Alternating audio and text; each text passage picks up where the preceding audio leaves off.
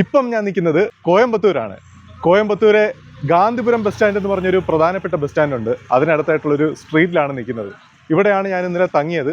മെയിനായിട്ട് ഞാൻ കോയമ്പത്തൂരേക്ക് വന്ന കാര്യം കോയമ്പത്തൂർ ഐമാക്സിൽ കയറാൻ വേണ്ടിയിട്ടാണ്. സൗത്ത് ഇന്ത്യയിലെ ഏറ്റവും നല്ല ഐമാക്സ് കോയമ്പത്തൂരാണെന്നാണ് പറയുന്നത്. അപ്പോഴെന്തായാലും ആ ഒരു ഐമാക്സിൽ കയറാൻ വേണ്ടിയിട്ടാണ് വന്നത്.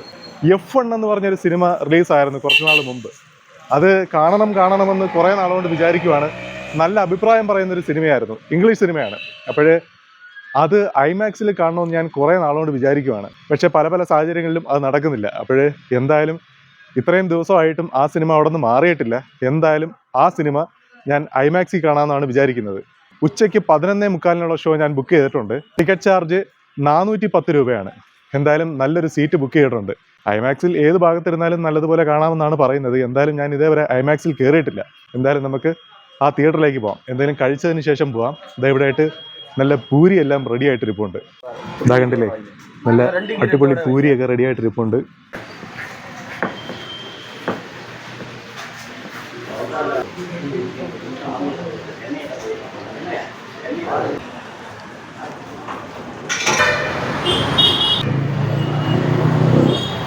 അങ്ങനെ ഞാൻ ഒരു സെറ്റ് പൂരി 40 രൂപ, ഒരു ചായ 15 രൂപ. ഇവിടെ ചായക്ക് 15 രൂപയാണ് കേട്ടോ.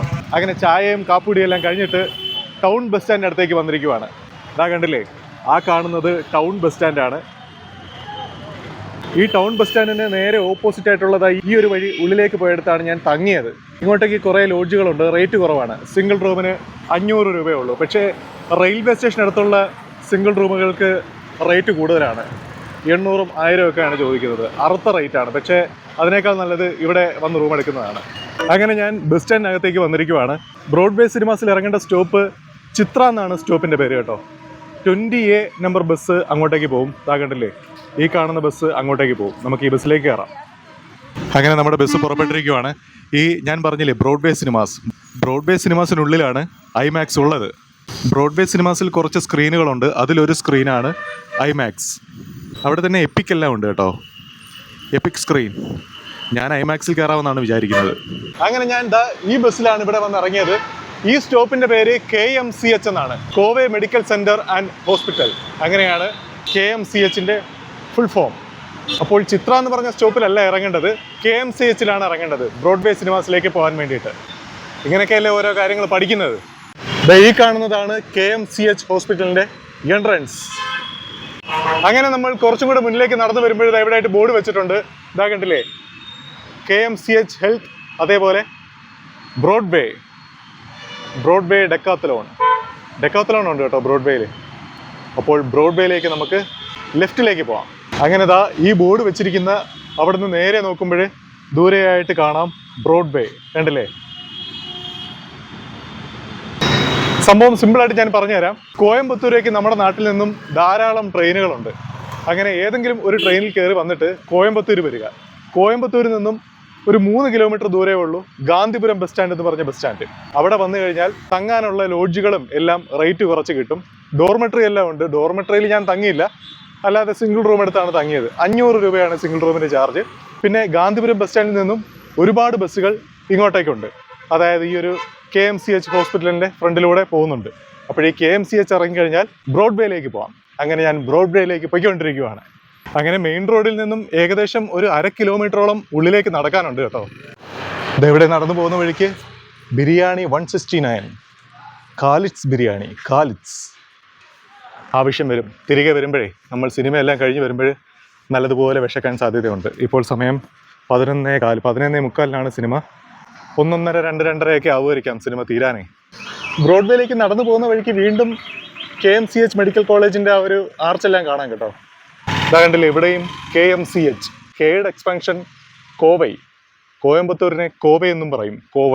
കോവൈ സരള എന്ന് പറഞ്ഞിട്ടൊരു നടി ഉണ്ടായിരുന്നല്ലോ, അവരുടെ നാട് കോയമ്പത്തൂരാണ്.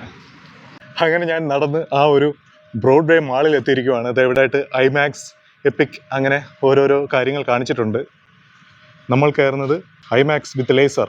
ഇവിടുത്തെ ഈ ഒരു ഐമാക്സിൻ്റെ പ്രത്യേകതയാണ് ഐമാക്സ് ലേസർ. അങ്ങനെ നമ്മൾ ബ്രോഡ്വേ മാളിനകത്തേക്ക് കയറിയിരിക്കുകയാണ്.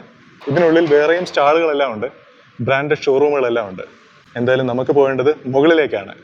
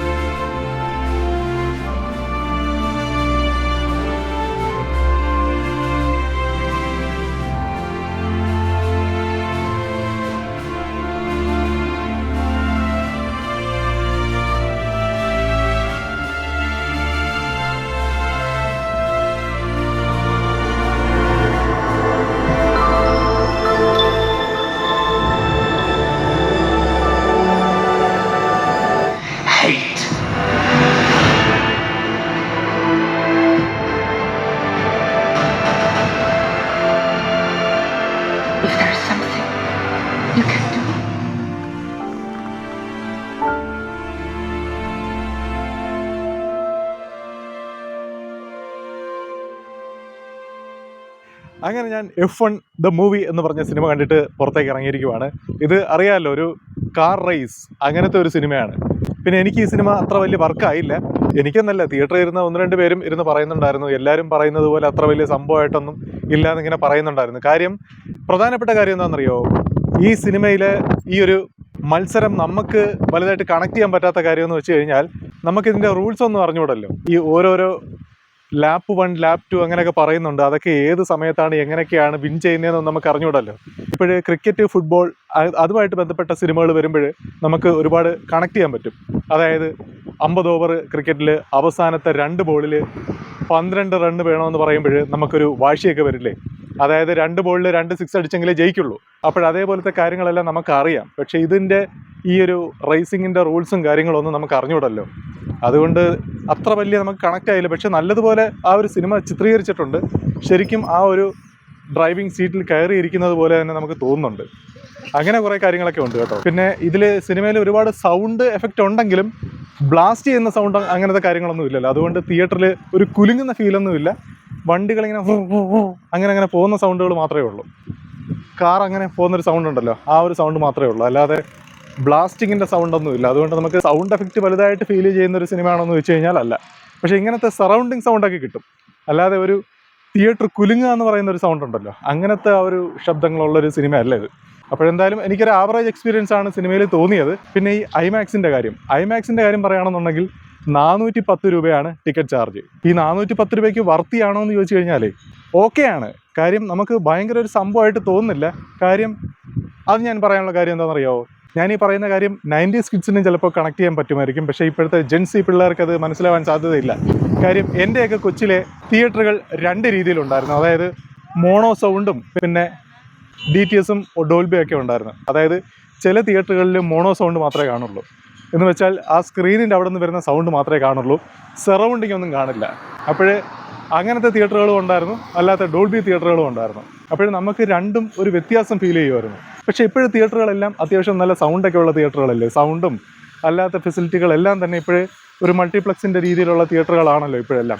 മൾട്ടിപ്ലക്സുകളേക്കാൾ നല്ല എക്സ്പീരിയൻസ് തരുന്ന തിയേറ്ററുകളാണ് ഇപ്പോഴും അല്ലാത്ത തിയേറ്ററുകൾ, സാധാരണ നമ്മുടെ നാട്ടിൽ കാണുന്ന തിയേറ്ററുകൾ.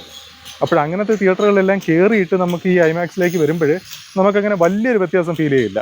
ഇതിപ്പോൾ ഞാനീ പറയുന്നത് തിയേറ്ററുമായിട്ട് ബന്ധപ്പെട്ട, തിയേറ്ററിനെ ഒരുപാട് ഇഷ്ടപ്പെടുന്നവരൊക്കെ ഞാൻ ഈ പറയുന്ന കാര്യം കണക്ട് ചെയ്യാൻ പറ്റുള്ളൂ.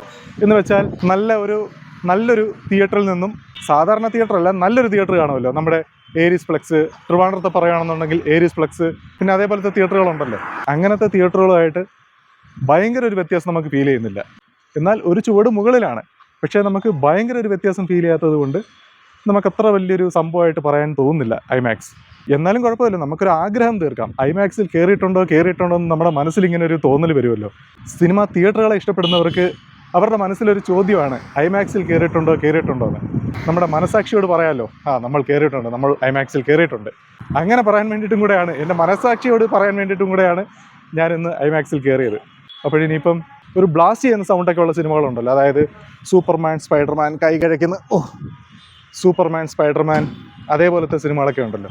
അങ്ങനത്തെ സിനിമകളൊക്കെ ആണെന്നുണ്ടെങ്കിൽ ബിൽഡിങ്ങുകളെല്ലാം പൊളിഞ്ഞു വീഴുന്ന അങ്ങനത്തെ സീനൊക്കെ ഉണ്ടല്ലോ, അതേപോലത്തെ വിഷ്വൽസൊക്കെ നല്ല സൗണ്ട് എഫക്റ്റ് ആയിരിക്കും. അതേപോലത്തെ ഒരു സിനിമ കാണണമെന്ന് ആഗ്രഹമുണ്ട്.